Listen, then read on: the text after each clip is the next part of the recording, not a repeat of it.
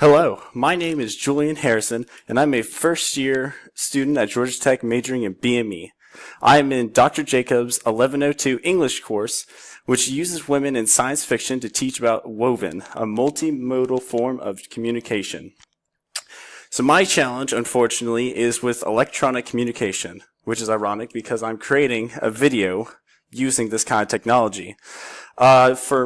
I've never been really good with computers or creating stuff. I've helped with PSAT boys, but somebody else was editing it. And in class, we're going to be doing several